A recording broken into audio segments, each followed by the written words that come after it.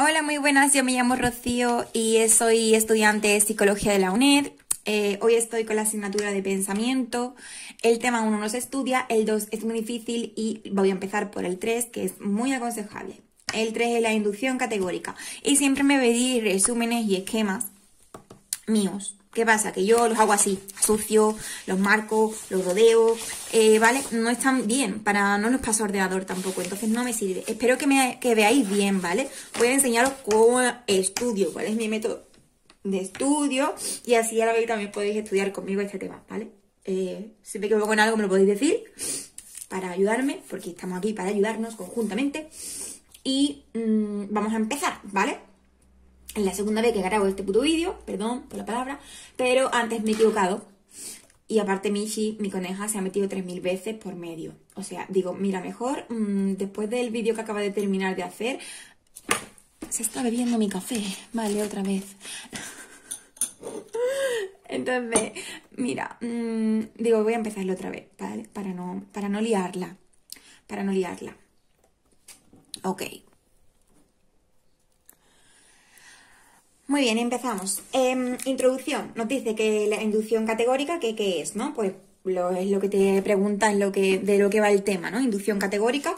La inducción categórica es un proceso mediante el cual las personas reconocen y clasifican su entorno en clases, en diferentes clases. Y luego están las categorías, que son cimientos o estructuras que clasificamos, interpretamos o generamos inferencias y nos comunicamos con los que comparten estructuración categórica común y se definen por sus propiedades, que son sus reglas de formación, dependen de dichas propiedades, ¿vale? Ok. Luego, funciones de la categorización fundamentales para diferentes perspectivas teóricas. Pues tenemos la agrupación de experiencias particulares en clases, que supone un ahorro cognitivo, como por ejemplo, pues, aunque cada experiencia es única, ¿vale? Para que me entendáis, los sujetos no actúan en función de cada una, sino que extraen lo común de un conjunto de objetos o situaciones. Por ejemplo, se llama Mau, Cruzcampo, Estrella Damm, Gimenberg, yo que sé, 1000 tipos de cerveza. Se agrupan estas experiencias particulares en la categoría o concepto, porque categoría y concepto son lo mismo, cerveza. Por ello se considera que la categorización es una forma paradigmática de inferencia inductiva mediante la cual las experiencias particulares se agrupan en una clase general. Y luego, inferir más información de la presente en determinadas situaciones. ¿Esto qué quiere decir? Pues categorizar nos permite aplicar a un nuevo ejemplar de la categoría información conocida sobre lo previamente agrupado, ¿vale? Si encontramos un ejemplar nuevo que podemos categorizar como cerveza, pues se pueden generar una serie de expectativas al respecto sin necesidad de comprobarlo. Por ejemplo, podemos esperar pues que tiene alcohol o que se pueda beber, ¿no? Porque ya la conocemos, ¿no? Vale, pues nos vamos al punto 2, la estructuración conceptual. La estructuración conceptual dice que al agrupar experiencias particulares en una categoría, debe existir un nexo común que permita la agrupación, ¿vale? Y las categorías se definen por sus propiedades y sus reglas de formación, que se refieren a las relaciones que se establecen entre estas propiedades, ¿vale? Bien, y luego tenemos el 2.1, es el enfoque de las propiedades definitorias. ¿Esto qué es? Pues un enfoque clásico, ¿vale?, de la inducción categórica. Tiene unos conceptos: la organización categórica definida por un conjunto de propiedades individualmente necesarias y en conjunto suficientes. Una propiedad es necesaria si está presente en cada uno de los ejemplares de una categoría. Un conjunto de propiedades es suficiente si cada ejemplar del conjunto pertenece a la categoría o concepto en cuestión. Y vuelvo a decir que categoría y concepto son sinónimos. Por tanto, desde este enfoque se considera que cada propiedad por sí sola es necesaria, pero no es suficiente. Vale. Un conjunto de propiedades. Sí, esto ya lo he dicho. Cada propiedad por sí sola es necesaria, pero no es suficiente, ¿vale? Por ejemplo, concepto o categoría soltero está formado por 3 propiedades, que es ser varón, ser adulto y no estar casado. ¿Qué pasa con esto? Que cada propiedad que forma esta categoría es necesaria, pero por separado no son suficientes. ¿Por qué? Porque un niño o una mujer no cabrían en esta categoría, aunque no estén casados, uno sea varón y la otra adulta, etc. De ahí que se denomine al conjunto de propiedades como suficiente para pertenecer a una categoría. Estas propiedades se denominan definitorias, ¿vale? Estas, la de varón, adulto, no estar casado, porque juntas forman una definición del concepto soltero. Y según el enfoque clásico, un objeto, ¿vale?, es miembro de una categoría si y solo si, vuelvo a remarcar, está presente, o sea, presenta el conjunto de propiedades que lo definen. Y tenemos que tener en cuenta, bueno, pues la propiedad, que es la referencia a un predicado, ser varón, el atributo, que es el término genérico de la propiedad en cuestión, que es el sexo, que en este caso es hombre, y el valor, que es la referencia a la especificación de ese atributo, varón, ¿vale? Y ahora vamos a decir que por qué el enfoque clásico era demasiado restrictivo. Pues tenemos aquí varias cositas. Faltaba especificación de propiedades definitorias en algunos conceptos, no había definición consensuada que agrupara el conjunto de propiedades individualmente necesarias y conjuntamente suficientes para conceptos naturales, sujetos no podían establecer límites entre conceptos u otros, por otros. No se ajustaban a una representación por definiciones, había efectos de tipicidad, de Roche, que se consideraban unos ejemplares más típicos de una categoría que otros y permitían predecir el comportamiento de una amplia variedad de clases. ¿Ok? Los efectos de tipicidad, además, permitían predecir el comportamiento de una amplia variedad de tareas. Aquí dicen, por ejemplo, el petirrojo es más representativo de la categoría aves que gallina. Esto ponía de manifiesto que no todos los ejemplares de una categoría eran iguales, por tanto sus propiedades no podían ser definitorias, ¿vale? Para que entendamos lo que he dicho. El enfoque 2.2 es el enfoque de las propiedades probabilísticas. Espero que lo estéis viendo bien, de verdad, me preocupo, porque si no lo estoy haciendo para nada, ¿no? Ok. Seguimos, pero se me olvidó decir al principio que claro, que yo iba por el tema 3 haciendo mis cosas y tal y estudiando y digo, hostias, ¿y si hago esto grabándome? Entonces yo el tema 3 no lo tengo terminado, pero lo voy a terminar con vosotros, ¿vale? Así que por eso la primera parte la tengo ya escrita. 2.2. ¿Esto qué pasa? Pues que depende del prototipo, ¿vale? Depende del prototipo, este enfoque. ¿Por qué? Porque son conceptos que se constituyen por propiedades más comunes o típicas que ocurren solo en determinados ejemplares. El conjunto de estas propiedades es el prototipo y se describe solo a los mejores ejemplares de conceptos o categoría. Así, el conjunto de conceptos es su prototipo. Esto quiere decir que la tendencia central de las propiedades de sus ejemplares que reflejan la estructura redundante de categoría es como un todo, ¿vale? Y esto lo he dicho aquí, perfecto. Y ahora tenemos la estructuración conceptual de esto, ¿no? Con 3 niveles jerárquicos que nos aparecen: nivel supraordinado, nivel subordinado y nivel intermedio. El nivel supraordinado es el grado más alto de generalidad, por ejemplo, fruta. El nivel subordinado es el grado más concreto de la jerarquía, que sería, por ejemplo, la marca de la manzana Golden. O nivel intermedio, que sería el nivel básico donde se publica el prototipo, que en este caso es manzana, simplemente una manzana básica, ¿vale? Luego tenemos la tabla 3.1, para que entendáis. Tenemos los resultados de las puntuaciones de tipicidad en una escala del 1 al 7, ¿vale? Y vais a ver las frutas, la puntualización y las aves, ¿vale? Con su puntuación. Y aquí vemos que los efectos de tipicidad pues se deben a las propiedades no necesarias. Y ojito con esto porque es muy importante, ¿vale? Son las propiedades no necesarias las que se marcan si el ejemplar se aproxima al prototipo, ¿vale?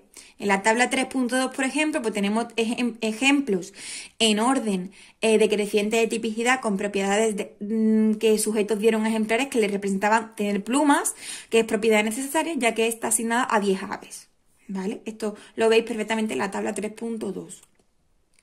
Como veis, a cada propiedad se le asignaban una puntuación igual al número de ejemplares que representa dicha propiedad.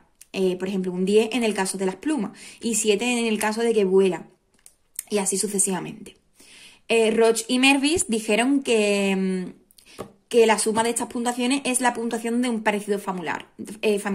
Y esta sería la columna suma, ¿vale? Por eso es que lo tenéis al final del cuadro. Como puntuación de parecido familiar, deciros que es una medida directa de la frecuencia de las propiedades de un concepto y la medida indirecta de la semejanza. ¿Qué tenemos que tener importante? Pues que la semejanza media de un ejemplar respecto a otros miembros de su categoría y la desemejanza media respecto a miembros de la categoría de contraste. La tipicidad, ¿vale? De un ejemplar es una medida de la semejanza entre dicho ejemplar y su prototipo.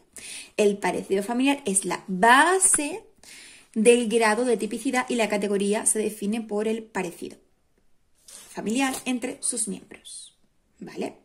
El supuesto principal del enfoque de propiedades probabilísticas es que la tipicidad de un ejemplar es una medida de semejanza entre dicho ejemplar y su prototipo. Lo repito, ¿vale?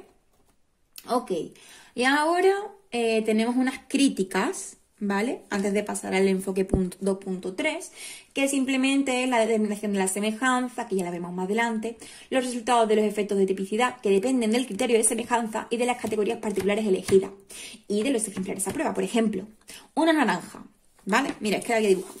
Críticas. Y ahora pongo una naranja. Esto es una naranja, ¿vale? Y una pelota.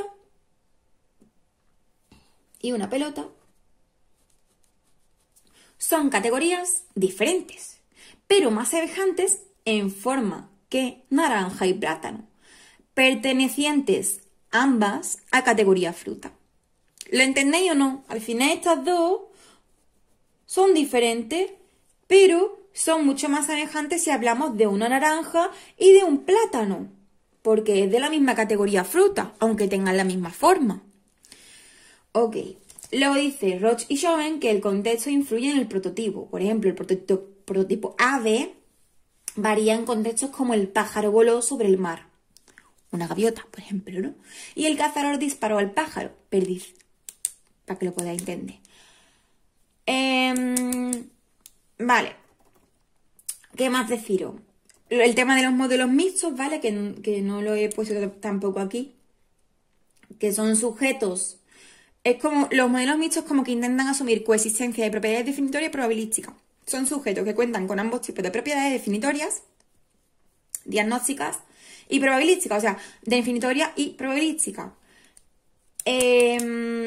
Como las prototípicas son más accesibles, se utilizan generalmente para la categorización.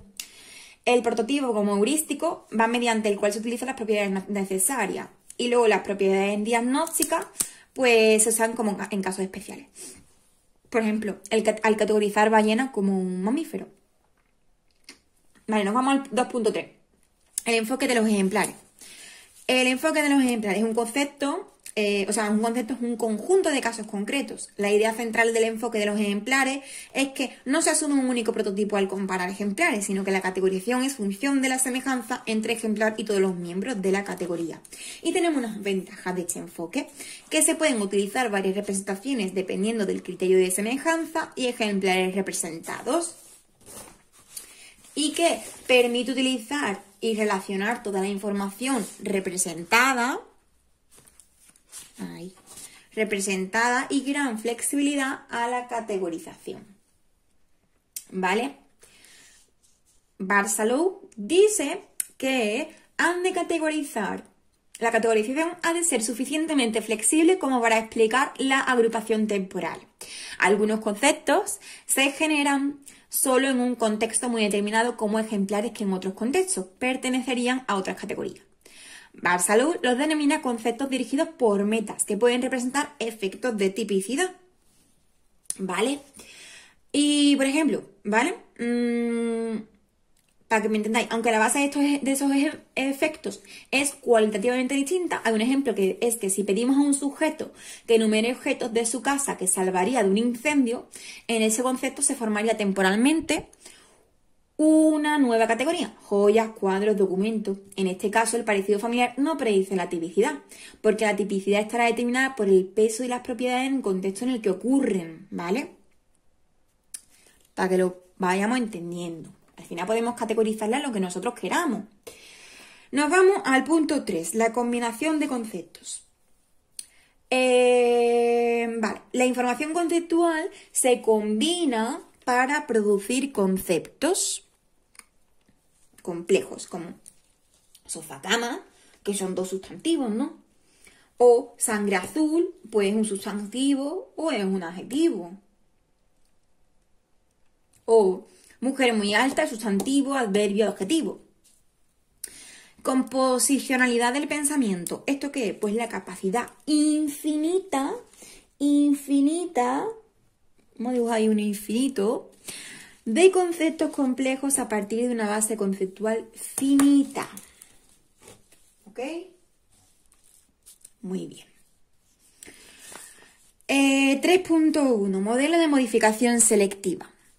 Y aquí nos viene la teoría del prototipo de Orgeron y Smith.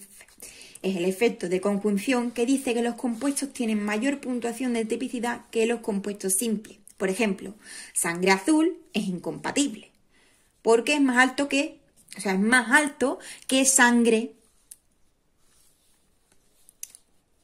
Y el compatible, como sangre roja, que es más compatible, y puntúa más que sangre. Y aquí está la prominencia del color, ¿vale?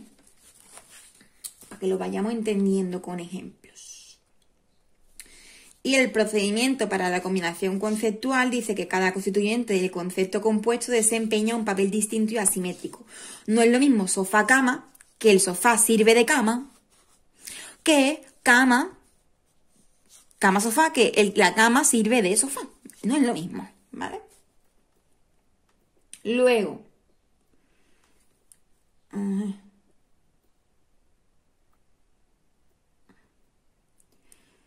os voy a explicar mejor lo de, porque yo me he quedado un poco rayada, ¿vale? Con lo de sangre.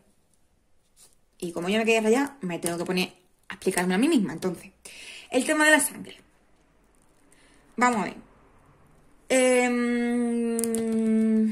Por ejemplo, el grado de tipicidad de un ejemplar de sangre roja con el concepto de sangre roja frente al concepto simple de sangre se expresa en fórmulas, ¿vale? Pero yo es que aquí no me voy a poner porque yo no entiendo mucho la fórmula, por mucho que la vea. Pero para realizar el rizo, al pedir que se evaluara la tipicidad de un compuesto que no pertenecía a esa categoría, por ejemplo, un ejemplar como sangre roja, para el concepto de sangre azul, encontraba el resultado contrario. La tipicidad fue menor para el caso del compuesto sangre azul que para el compuesto simple de sangre. Estos resultados se conocen como el efecto de conjunción. Esto se ve mejor en el tema 6, ¿vale? Que se ve mejor. Pero bueno, en la figura 3.2 aparecen los conjuntos de estos conceptos explicados, por si los queréis ver. Y para explicar el concepto de el efecto de conjunción, pues es como parte de una representación prototípica, ¿vale? Conforme una estructuración conceptual que incluye los atributos, que es el color en este caso, con pesos diagnosticados y valores de esos atributos. En el ejemplo, pues tenemos sangre roja, ponderados por su prominencia. Un ejemplo, el atributo color para el concepto sangre tendría el valor de rojo y ese valor es más prominente que otros valores. ¿Vale? Al final, para que me entendáis, mirando la figura 3.2 y yo os cuento que esta teoría al final nos está explicando el efecto de conjunción, que nos dice que al final los conceptos compuestos tienen mayor puntuación en tipicidad que los compuestos simples. Y ya hemos visto que los resultados de antes, que el concepto compuesto incompatible, sangre azul, puntúa más alto, lo he dicho antes, más alto que la sangre roja. O sea, que el concepto sangre simple y el concepto compuesto compatible, sangre roja, puntúa más que sangre. Para explicar el efecto de la conjunción de la teoría de la modificación selectiva, nos habla de la prominencia del color, lo que he dicho antes, ¿vale? Porque el atributo color rojo o azul aumenta la prominencia del concepto compuesto. Bien. Además de prominente frente al concepto simple sangre es también diagnosticada de la pertenencia a un ejemplar a la categoría sangre azul, por aquello del linaje real y tal, ¿vale? Y por ello deducimos que ambos atributos, tanto rojo como azul, son prominentes en ambos conceptos compuestos, pero la diagnosticidad del color azul es más alta que rojo, y de ahí que la tipicidad de sangre azul sea mayor que la tipicidad de sangre roja. ¿Sí o no? Yo lo he entendido mejor. Entonces, seguimos, porque ahora nos viene el procedimiento. Es importante decir que el procedimiento para la combinación conceptual dice que cada constituyente del concepto compuesto desempeña un papel distinto y asimétrico. No es lo mismo sofá-cama, ¿vale? Que esto lo he explicado ya. Luego, porque como me he quedado rayada con la sangre, digo, si yo no lo he entendido, seguramente que no me he expresado bien, porque se ve turbio. Enfoco, se ve turbio. Bueno, espero que lo estéis viendo más o menos bien. Yo creo que sí. Proceso de modificación selectiva.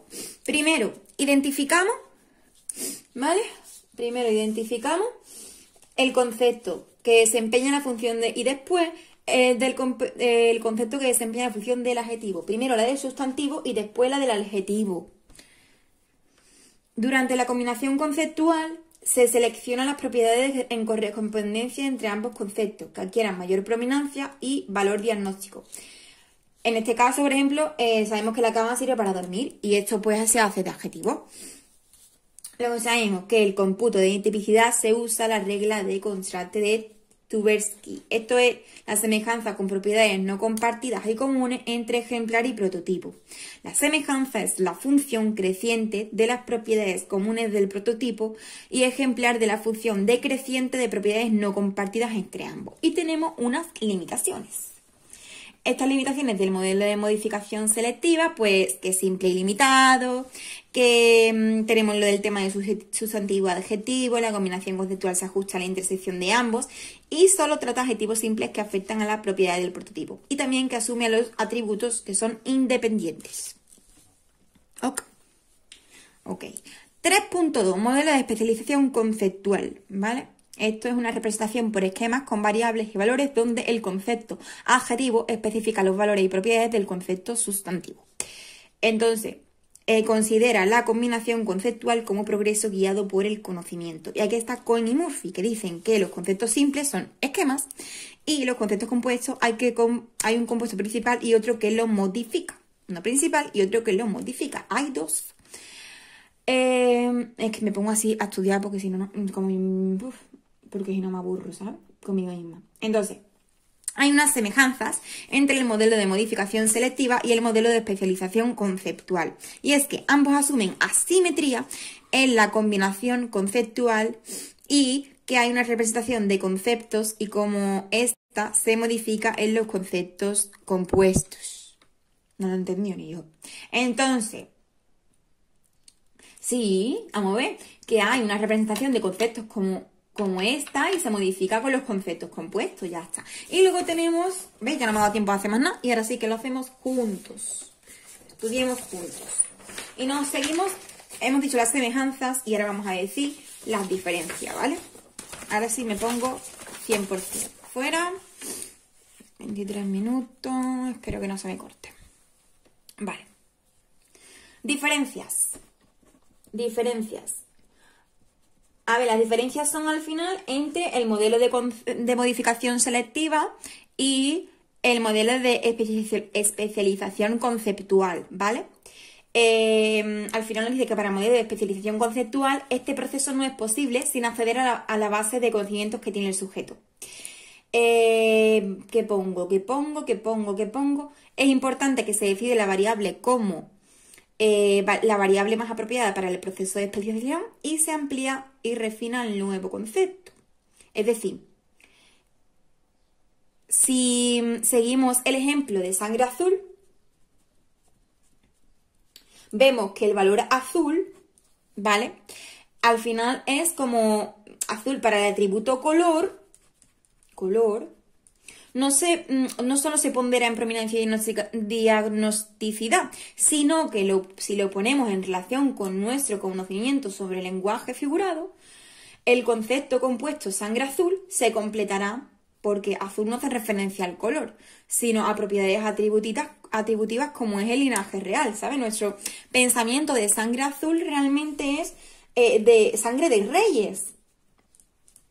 No lo relacionamos con el color, lo relacionamos más con la sangre de reyes, ¿o no? Porque yo sí. Entonces, también dice que el modelo de modificación selectiva aporta un procedimiento detallado para el cómputo de conceptos compuestos. Y realmente tampoco nos dicen mucha diferencia más. Nos dice que aspectos específicos del primer modelo marcan sus limitaciones. La riqueza conceptual del segundo modelo aún no se ha hecho explícita como procedimiento conceptual bien definido. Vale, y nos vamos al 3.3, que es el modelo híbrido de ejemplares y teorías previas.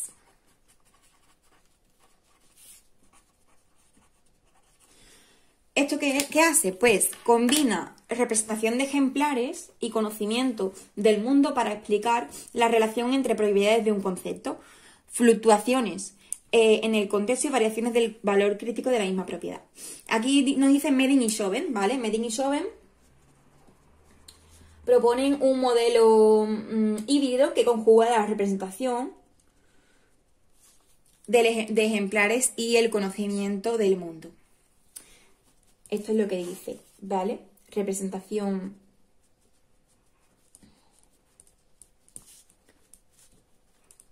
de ejemplares y el conocimiento del mundo.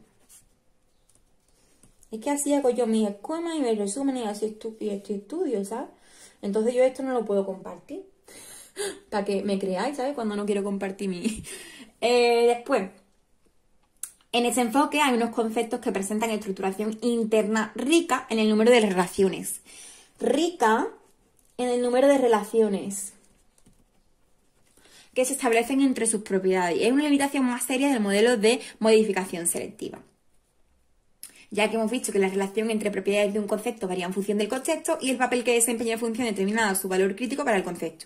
Y hay unos resultados experimentales de esta gente, de Medin y Schoven. Resultados.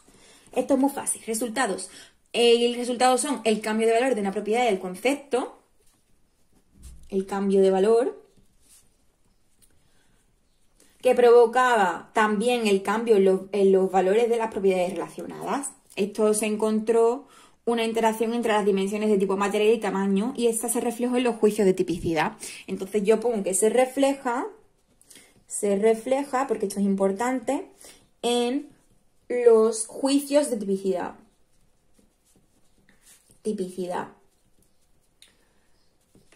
Vale, luego tenemos respecto al contexto,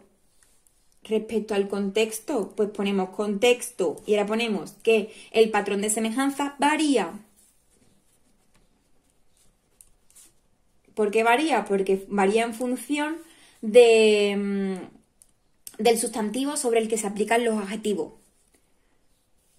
Sustantivo, adjetivo. Y luego, una misma propiedad podría ser crítica para un concepto que para otro. Por ejemplo, la propiedad, ¿vale? La propiedad de ser curvo se evaluaba de forma distinta para plátano que para boomerang.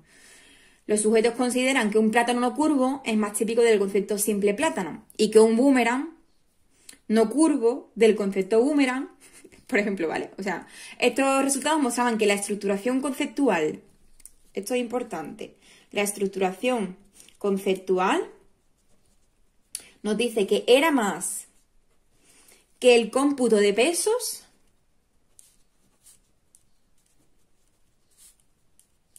en las distintas propiedades. Y podemos poner el ejemplo del plátano y el boomerang. ¿Vale? ¿Sí o no? Luego tenemos el 3.4.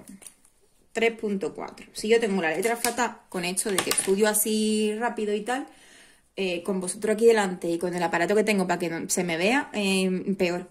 Nos ha sucedido mi letra, ¿vale? Y ya está. Y luego tenemos modelo de especialización conceptual ampliado. ¿Esto qué es? Pues este añade los procesos de comparación y estructuración, no, y construcción para explicar la ampliación de propiedades y la combinación híbrida de las mismas. Aquí está nuestro amigo Wisniewski, ¿sabes? Conceptual ampliado. Ok. Entonces, 30 minutos ya para un tema. Poco es. Ya queda menos. Equipo. Aquí, Wisniewski nos dice del sustantivo. Nos habla del sustantivo. Yo voy a poner Wisniewski, que no sé si lo he escrito bien. Habla del sustantivo.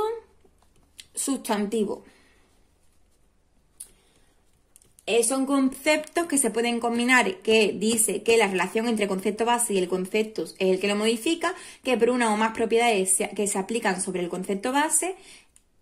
Vale, empiezo de nuevo, ¿vale? 1. Vamos a hacer las cosas bien. La relación entre concepto base y el concepto que lo modifica. Concepto base, porque quiero correr y no. Y concepto modifica. Concepto que lo modifica. Y esto es, por ejemplo, un perro policía, es un perro adiestrado para descubrir y perseguir lo que desea capturar, ¿vale? Vamos a poner perro policía como ejemplo, perro adiestrado, ¿no?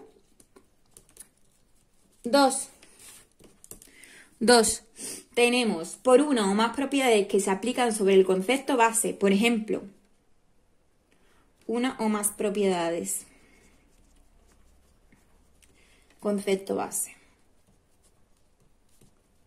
Por ejemplo, un pez martillo es un pez con forma de martillo. Vamos a poner pez martillo. Y yo me acuerdo. ¿Vale? Y tercero, por una combinación híbrida de los dos conceptos. Es decir, un aparta-hotel es una combinación de algunas propiedades de hotel y de apartamento en conjunción de los dos conceptos. ¿Vale? Vamos a poner híbrida. Híbrida sabemos que son dos mezcladas. Pues ponemos aparta-hotel. Y esto lo entendemos perfectamente. ¿Qué más decir? El proceso de categorización. Vale, nos vamos al punto 4. Ya no tengo más que decir ahí. Proceso de categorización.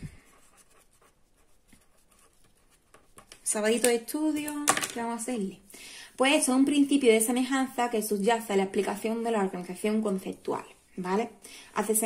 Y aquí viene Tversky, lo voy a poner aquí para que lo veáis. Tversky, es que yo no sé pronunciar estos nombres tan raros. Dice que la semejanza se define en función de las propiedades comunes y distintivas y que depende de las ponderaciones de las propiedades, ¿vale? Hay unas teorías que asumen representación de la información en estructura. Las estructuras, nos dice que las estructuras son pues son guiones, son marcos o modelos mentales, claro, mentales, y que defienden una organización conceptual basada en los conceptos previos, ¿vale? ¿Qué hace esto? Pues que restringe la construcción y organización categórica y determina las propiedades relevantes para una categoría. La categorización no es aislada. Los conceptos se organizan en circunscritos al conocimiento estructurado o teorías ingenuas. Esto quiere decir que la categorización basada en el conocimiento organizado permite articular las relaciones intracategorías, de modo que la estructuración conceptual pues no se reduce a listas de propiedades. ¿Vale? Dice que Abelson es otra persona que aparece por aquí, dice que los esquemas y guiones pueden equipararse a una categoría en la que también cabe parecido familiar entre diversos ejemplares. Y nos habla de la concepción del proceso de inducción categórica, que será distinta dependiendo del tipo de estructura propuesta para representar el conocimiento. Y aquí tenemos un ejemplo que es la aplicación de reglas, modelos mentales, emparejan patrones, ¿vale? emparejar patrones, aplicación de reglas. Y hay dos perspectivas sobre la inducción categórica. Tenemos la perspectiva, un enfoque, que es el primer sistema de reglas distribuidas, y el segundo enfoque, que lo que voy a hacer es un cuadro, ¿vale? Primer enfoque y el segundo enfoque. En el primer enfoque pertenece al paradigma simbólico clásico. Simbólico clásico. Y el segundo pertenece al conexionista. Os explico, el simbólico clásico lo usan con símbolos atómicos para detonar entidades susceptibles de interpretación semántica. Se manipulan por reglas que definen el sistema y es un enfoque cercano a la perspectiva que defiende el principio de estructuración del conocimiento para explicar la categorización. Y también usa la semejanza y contempla la interacción con el contexto. Así que vamos a poner reglas, porque ha hablado de reglas y ha hablado de que usa la semejanza. Y el segundo enfoque, el conexionista, son modelos de satisfacción de restricciones, son entidades del modelo que son patrones de activación sobre una serie de unidades del sistema, y las entidades que antes eran símbolos y se manipulaban por reglas, ahora son unidades a modo de neuronas. Las reglas se sustituyen por el emparejamiento de patrones de activación y el enfoque próximo al de los ejemplares. Pues ya está, emparejamiento de patrones. ¿Vale? Ponemos unidades y emparejamiento de patrones. Así podemos diferenciarlas un poquito. En el 4.1, ¿vale? A ver, algunos autores, pues como Holland, Holyoake, Nisbet, Trangar, consideran que como varias cosas de los sistemas, ¿no? Como os lo leo por encima, pero no me lo voy a escribir porque no lo veo tan importante. Entonces, la generación de inferencias relevantes para una meta, dicen que presentan una relación explicativa suficiente al contexto, que la interacción entre propiedades de los ejemplares y situaciones causales en las que ocurre, y que la ponderación de propiedades dependerá del contexto de las metas, ¿vale? Pero a continuación vamos a ver el modelo de esquemas de relacionamiento pragmático. El modelo de esquemas de razonamiento pragmático. ¿Esto qué es? Pues que si está dentro del enfoque 1, o sea, que está dentro del enfoque 1, ¿vale? Y que pertenece al paradigma de la representación simbólica. Y hay unos supuestos principales. Tenemos 3 supuestos principales. El primero es el sistema de procesamiento, que es un aplicador de reglas, ¿vale? Entonces ponemos sistema de procesamiento, aplicador de reglas. ¿Por qué? Porque es la agrupación de reglas consolidadas y va igual como a los esquemas, ¿vale? Entonces, un aplicador de reglas. Este sistema de procesamiento dirige sus inducciones en función del contexto. Las reglas agrupadas en esquemas son las que se caracterizan en la función entre acontecimientos y objetos y metas. Luego tenemos el procesamiento en paralelo, que son reglas distribuidas en varias estructuras, pudiendo ser complementarias o inhibitorias. Esto se verá en el siguiente punto, ¿vale? En la categorización mutuamente excluyente. Y tercero, tenemos las restricciones sobre el sistema de procesamiento,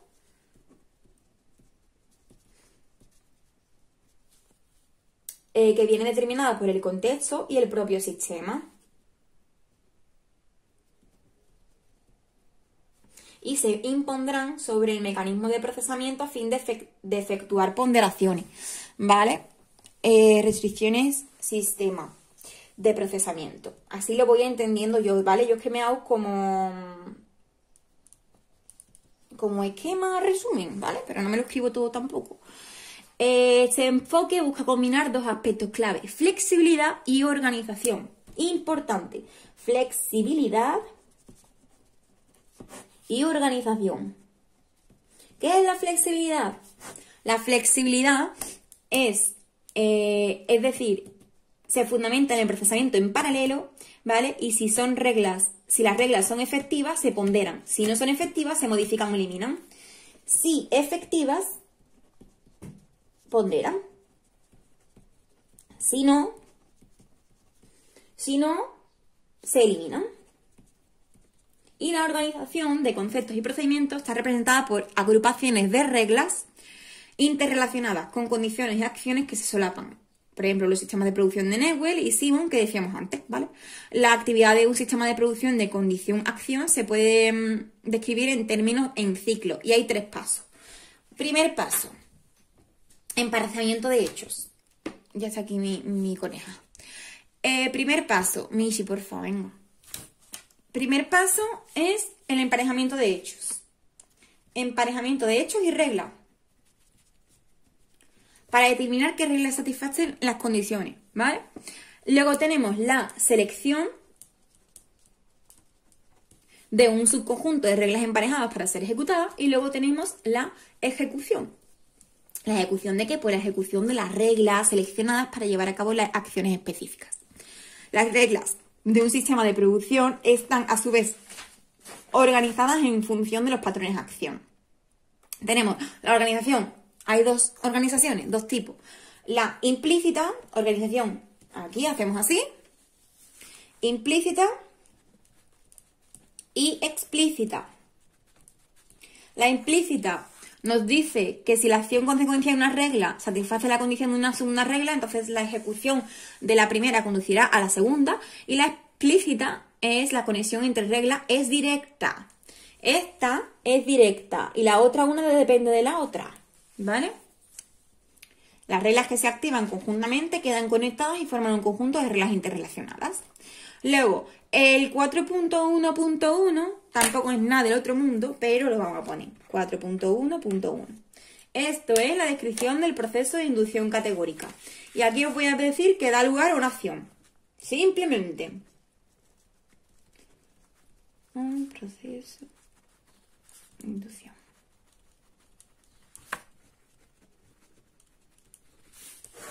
Vamos a ver, da lugar a una acción, permite una integración flexible a la información parcial o fragmentada, y os podéis ver la figura 3.4, que es una representación esquemática del modelo de inducción categórica, ¿vale? Con diferentes reglas y tal, y la 3.5. Luego también podemos poner que en ausencia de información se adopta el mejor esquema para la situación actual. Y resumiendo todo esto, ¿vale? Aplica reglas. Aplica reglas en esquemas. Las reglas están distribuidas en distintas estructuras. Pues reglas distribuidas, ¿veis? En estructuras. Unas reglas se inhiben entre sí y otras se potencian. Esto lo hemos dicho por arriba. Varias reglas pueden activarse a un tiempo y si las categorías son excluyentes se inhiben. Si no lo son, se potencian. Lo hemos dicho. El propio sistema y contexto imponen restricciones al procesamiento para poder hacer la ponderación. Las reglas contienen relaciones que existen entre una categoría de acontecimientos, de objetos y metas, y las reglas se generan en una situación concreta según el conocimiento previo del sujeto. En función de las teorías que los sujetos tienen, se realiza la categorización. Es decir, el conocimiento previo guía el proceso de inducción categórica. El conocimiento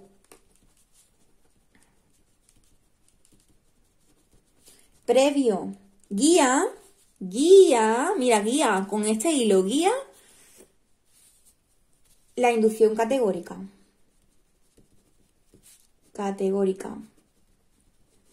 Guía, por si no me acuerdo, guía, ¿vale? Muy bien, el 4.2 nos dice la inducción categórica como sistema de activación distribuida. 4.2. Inducción categórica como sistema de activación distribuida. A ver. ¿Qué hacemos aquí? Esto es un enfoque computacional, ¿vale? De el paradigma conexionista. Entonces, hay unos supuestos del modelo conexionista. Tenemos el supuesto principal, que es sobre la arquitectura del modelo. Supuesto principal es el de la arquitectura. Y este está en contra, ¿no?, del paradigma simbólico clásico. Se constituye por redes de activación, que son un amplio conjunto de unidades de procesamiento unidas por conexiones con pesos diferenciados. Luego, los procesos mentales en términos de patrones de activación están definidos en red interconectada. La info se transmite por propiedades estadísticas de los patrones de activación como un conjunto de unidades, no unidades particulares como el sistema simbólico, ¿vale? Las unidades son entidades de procesamiento que asumen valores de activación basados en la suma ponderada de... ¿Dónde está que me he perdido, Dios mío? En lo que entra en el sistema y otras unidades que está dentro del sistema. El papel que desempeña una unidad se define por la fuerza de sus conexiones, que pueden ser excitatorias o inhibitorias. El modelo conexionista computa mediante conexiones entre estas unidades de procesamiento. Conexiones son el medio por el que interactúan las unidades. El procesamiento de la información es distribuido y en paralelo.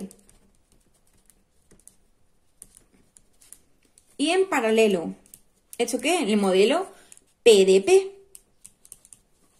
Modelo PDP. Entre paréntesis.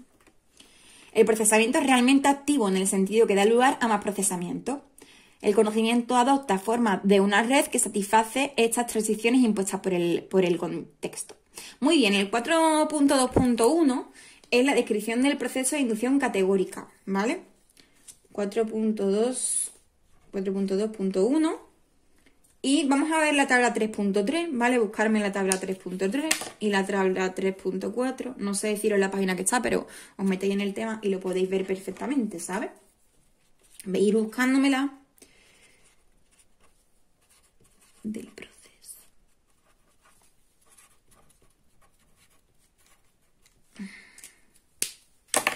Esto es el modelo de Rutherford, Sloan, es que madre mía, McClelland y Hinton, ¿vale? Vale, la tabla 3.3, pues la ilustración tratativa de la activación y desactivación en un conjunto de propiedades, bla, bla, bla, donde nos dice que las unidades ajustan su activación para satisfacer el máximo de restricciones implícitas en el patrón de activación. Las propiedades están distribuidas por toda la red y la fuerza de sus conexiones hacen que el patrón adquiera por configuración. Pero no es una estructura, es decir, emerge guiada por los datos. Es un sistema reactivo. En la tabla 3.4 vemos la matriz de los pesos, ¿vale? La fuerza de las conexiones se obtuvo calculando las concurrencias de todos los términos, es decir, que cada unidad se representa por un recuadro y dentro están los pesos de esa unidad. Respecto al resto, teniendo en cuenta sus posiciones, por ejemplo, en la unidad 1, ¿no? El techo. La segunda posición de la primera columna, que es 0,0 menos 0,08, representa la conexión del techo respecto a la pared. La unidad 2, que es la pared, y así sucesivamente, que sería el 0,02, que es techo-puerta, o el menos 0,01, que es techo-ventana, y así hasta comparar todos los pesos de las 15 unidades. En la figura 3.6 representa la red de activación de este conjunto de propiedades que hacen que emerja una configuración que se identifica con el prototipo, es decir, lo que se explicaba antes entre paréntesis pero ilustrado, para hacerlo más visual, ¿no? En estos modelos se reemplaza el marco simbólico por un nivel subsimbólico y es también una analogía del funcionamiento de redes neuronales, ¿vale? Y ya hasta ahí os tengo que decir de este tema. Se acabó chimpón, 50 minutos, espero que os haya ayudado un montón. A mí me habéis ayudado muchísimo a prestar más atención y a no irme del tema, porque sé que estáis ahí. También me ha ayudado muchísimo a escribir y pintar y hacer esquemas. Y pues nada, nos vemos en el siguiente. Muchas gracias y recuerda que la forma de apoyarme es que te suscribas a mi canal y cuéntame por comentarios si ves bien los apuntes, si ves bien esta fórmula, si prefieres verme la cara, ¿vale? Un beso y hasta el siguiente